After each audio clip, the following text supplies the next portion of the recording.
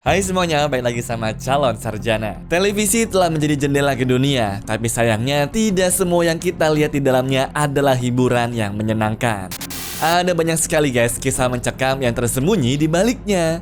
Penasaran gimana ceritanya? Hai, gue Andre. Yuk kita bahas beberapa hal mengerikan yang pernah terjadi di televisi menurut Calon Sarjana. Nomor 5. Kecelakaan Samuel Koch. Pada masanya, acara yang paling terkenal dan ditonton banyak orang di Eropa adalah acara Vetten Days ini nih, yang selama 3 jam gak pernah ada iklannya sama sekali. Di sini guys, para penonton di rumah ataupun di dalam studio bakal dihibur dengan aksi-aksi berbahaya, dimana cuma dilakuin sama orang yang telah melalui pelatihan khusus. Jadi gak main asal ambil dari penonton ya. Tapi di tanggal 4 Desember tahun 2010, episodenya menampilkan seorang pria bernama Samuel Koch ternyata malah jadi awal mula bencana dari acara tersebut. Pria berumur 23 tahun ini lagi merintis karir sebagai stuntman yang mencoba melompat di atas 6 mobil bergerak dengan memakai sepatu pegas. Sebenarnya sih selama latihan, Samuel tuh belum sukses-sukses banget gara-gara dia sempat jatuh berulang kali tuh teman-teman. Tapi berhubung acara hari ini live dan ditonton sama ibunya, mungkin membuat hati Samuel jadi lebih berani. Dari 5 mobil yang akan melompatinya, mobil pertama lancar, mobil kedua sempat ragu tuh guys, mobil ketiga kembali sukses. Nah, pas giliran mobil keempat ada plot twistnya di sini nih. Pada kesempatan yang keempat ini, ayahnya lah yang mengemudikan mobilnya. Mereka saling angkat tangan dari jauh sebelum Samuel memulainya.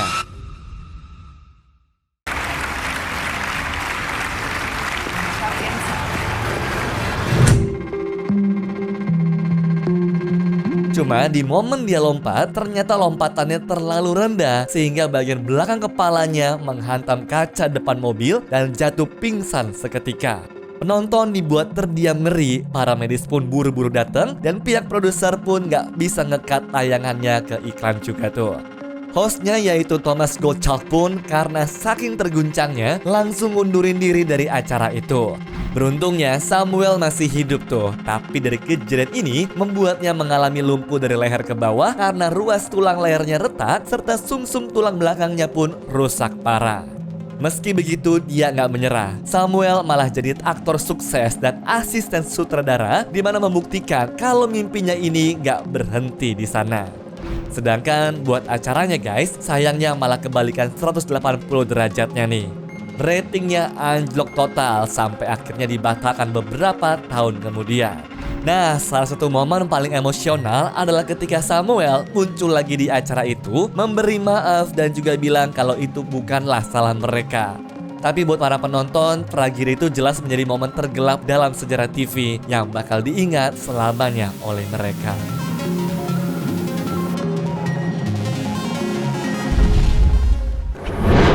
Nomor 4. Albert Dryden. Can you get a shot of this gun? Apa yang kalian lihat tadi bukanlah scene dari salah satu film jadul ya, melainkan rekaman di mana pria bernama Albert Dryden ini sebenarnya lagi berusaha ngebela rumah yang sudah dibangunnya pas dinyatakan mengalami masalah hukum gara-gara izin bangunannya ditolak.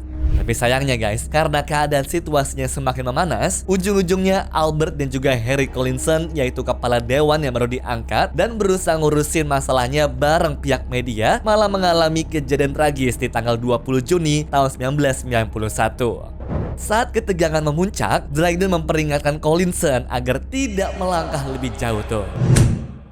Ketika ancamannya tidak dihiraukan, Dryden mengeluarkan pistol dan menodongkannya langsung ke arah Collinson. Dalam momen menegangkan itu, Collinson meminta agar kamera merekam senjata Dryden, memastikan ada bukti jika situasinya semakin buruk. Can you get a shot of this gun?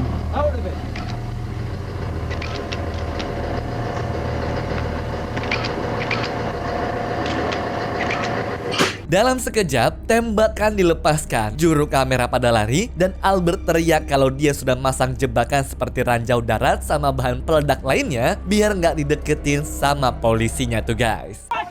As more shots were fired from a pistol, the camera crew and Look North reporter Tony Belmont ran for cover. We were standing watching what was going on, and then a shot rang out. The chief kind of fell to the ground, and I felt a shot in the arm, and I'd clearly been shot here in the arm.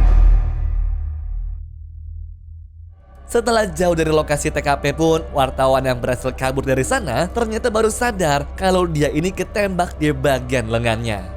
Dari sini, ujungnya si Albert berhasil ditahan dan dijatuhi hukuman penjara seumur hidup karena sudah ngebunuh kepala Dewan Harry tadi.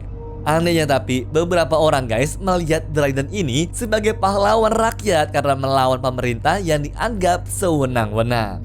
Bahkan di tahun 2017, dia dibebaskan lebih cepat atas dasar belas kasihan karena terkena stroke yang kemudian meninggal setahun setelahnya.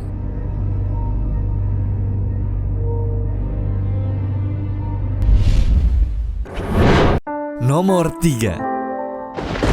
Pendeta terbang pakai balon.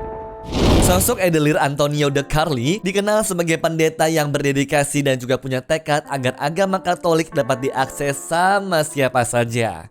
Tapi sayangnya, itulah awal mula guys kenapa sang pendeta Katolik dari Pelotas, Brazil ini berujung kehilangan nyawanya secara tragis. Jadi ceritanya, dia punya ide brilian buat bikin sebuah kapel di tempat peristirahatan pengemudi truk di kota Paranagua. Si bapak pendeta ini merasa kalau para pengemudi nggak punya kesempatan buat beribadah gara-gara nggak ada tempat yang layak kayaknya. Nah masalahnya walaupun hatinya tergerak tapi uangnya nggak ada.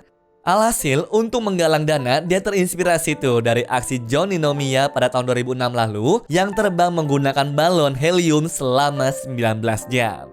Dari sini dia berusaha berbuat hal yang sama guys agar aksinya bisa mencapai rekor sekaligus ngumpulin sumbangan dari orang-orang. Ya niatnya sih lagi-lagi sudah mulia ya. Tapi sayangnya Edelir nggak punya pengalaman atau kemampuan buat aksi semacam ini. Seenggaknya sih sampai tanggal 13 Januari 2008 di mana Edelir ngelakuin percobaan pertama dengan terbang menggunakan 600 balon helium di ketinggian 5 km. Ajaibnya, meskipun nggak punya pengalaman, tapi percobaan ini sukses mendarat di Argentina loh.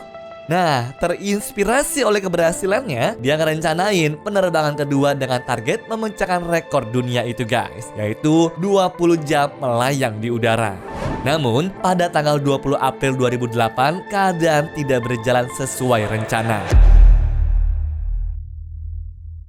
Di hari itu, cuacanya sendiri sih sebenarnya jauh ya dari kata ideal dan seharusnya dibatalin saja. Namun karena sudah banyak orang kumpul buat melihat aksinya, dia pun mutusin tuh guys buat tetap terbang dengan skill seadanya. Berhubung kali ini si bapak terbang dengan 1000 balon helium, dalam waktu singkat pun para penonton langsung gak bisa melihatnya karena melesat cepat di antara awan.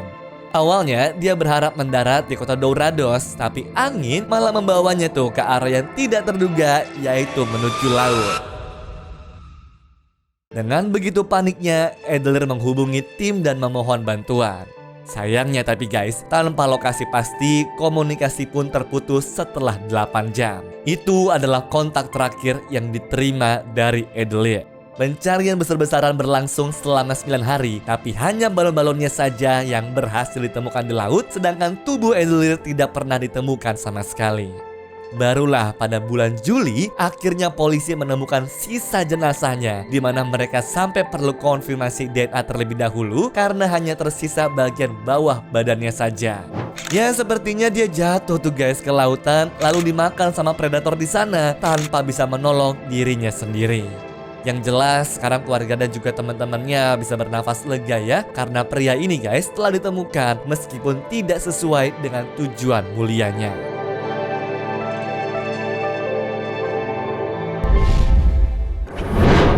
Nomor 2. Terkubur. Pernah kebayang gak kalian rasanya terkubur di dalam tanah tuh kayak gimana? Sempit, gelap, oksigen pun tipis. Ya dibayangin aja pokoknya udah serem deh. Masalahnya, Joseph Burroughs ini pengen banget buat jadi pesulap yang bisa mengalahkan si Houdini. Tahu nggak kalian apa yang dilakuin? Iya, dia meniru sulapnya Houdini dengan cara mengubur dirinya secara hidup-hidup. Ya kegagalan Houdini dalam melakukan aksinya ini kayaknya malah jadi ketantangan sendiri buat banyak orang deh untuk memecahkan caranya itu guys. Kalau Houdini menggunakan peti yang terbuat dari kayu, si Josh ini menggunakan peti mati dari plastik serta kaca untuk melakukan aksinya. Nantinya setelah peti dimasukin, timnya akan nuangin tanah dan juga semen yang diperkirakan memiliki berat hingga 7 ton. Nah, yang jadi masalah nih guys, aksinya ini tidak diperhitungin. Bahkan dia juga nggak ngetes seberapa berat peti itu bisa menahan bebannya. Itu saja sudah gila menurut gue. Tapi Josh juga sempat bilang kalau dia tuh nggak punya rencana penyelamatan kalau amit-amitnya aksinya ini gagal. Berarti cuma modal nekat doang dong. Ya awalnya semua berjalan lancar sampai akhirnya guys, waktu semen dimasukin ke lubang kuburnya, tiba-tiba saja It was a cold night anyway, and when it sunk, I just knew trouble. We're in trouble. It's not fun anymore. Iya, hal naas terjadi karena semen di sana turun dengan drastis. Itu tandanya peti Josh sudah hancur total dan semennya mengisi celah-celah yang masih kosong. Nah, melihat aksi ini, keluarga dan juga teman-temannya pada teriak tuh nyemangatin dia dari atas serta berharap kalau aksinya ini akan tetap berjalan lancar. Sedangkan dia di bawah sana sedang mengalami sesak nafas dan perlahan-lahan kehilangan nyawanya. Menurut hasil laporan investigasi, peti yang dia pakai ini ternyata setelah hancur guys gara-gara nggak kuat menopang campuran semen di atasnya itu. Meskipun tubuhnya berhasil diselamatkan, sayangnya nyawa Joe tidak berhasil tertolong sama sekali. Ya dari peristiwa ini semoga aksi sulap mengerikan bisa lebih diperhatikan lagi deh ya. Sehingga nggak ada yang melewati batas sampai kehilangan nyawa segala kayak begini guys. Nomor 1. Pembunuhan Jenny Jones. Meskipun gue kasih judul pembunuhan Jenny Jones, tapi dalam kejadian tragis televisi terakhir ini, yang meninggal bukan perempuan bernama Jenny itu sendiri ya guys. Melainkan Jenny Jones sendiri adalah nama program televisi yang pada tahun 90-an sempat terkenal tuh gara-gara punya konten kontroversial. Jadi dalam episode tanggal 6 Maret 1995 ada segmen tuh guys yang nampilin 6 orang di mana masing-masing punya pengagum rahasia.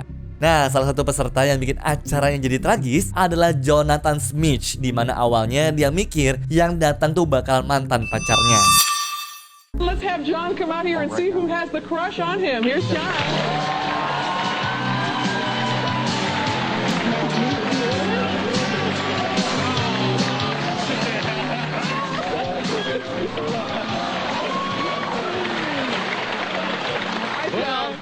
Tapi ternyata pengagum rahasia itu adalah teman cowoknya sendiri yang merupakan Scott Eminger.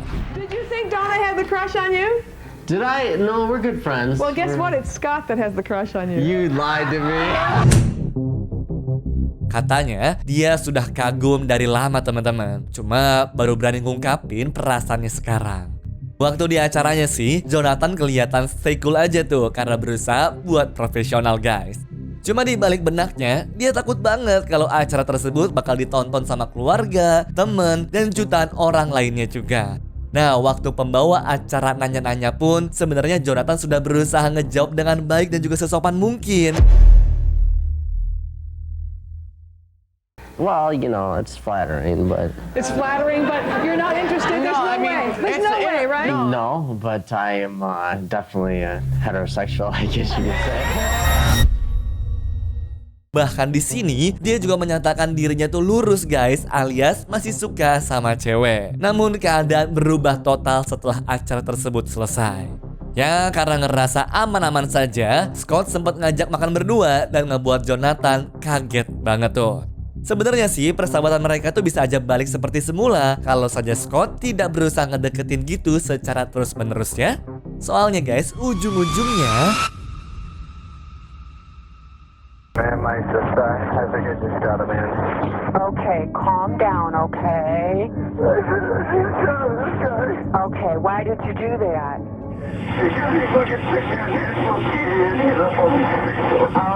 Okay, I want you to calm down. Okay, the gun's in the car. Okay, I want you to try to calm down. Iya, bagi Jonathan, akhirnya dia sudah merasa di puncak emosi banget. Yang mana dia memutuskan buat pergi ngebeli senjata, lalu mendobrak rumah Scott dan nembak 2 kali dari jarak dekat. Waktu diinterogasi pun, kejahatan ini terjadi gara-gara pengakuan Scott di acara Jenny Jones tadi. Meskipun membunuh orang tuh salah banget, tapi kalau menurut gue yang dilakuin Scott ini sebenarnya bisa dianggap sebagai pelecehan gak sih? Cuma berhubung pengadilan hanya menilai dari segi hukumnya saja, ujung-ujungnya Jonathan kena hukuman penjara selama 22 tahun yang kemudian dibebaskan di tahun 2017 kemarin. Sedangkan buat acaranya sendiri, episode Jonathan langsung ditarik dari peredaran dan bikin orang-orang pada trauma buat muncul di programnya itu, guys. Bayangin aja, niatnya cuma mau hiburan, malah berubah jadi tragedi yang menakutkan tuh. Anyways, cukup sampai di sini ya guys video hari ini. Sampai jumpa di video selanjutnya. Dah.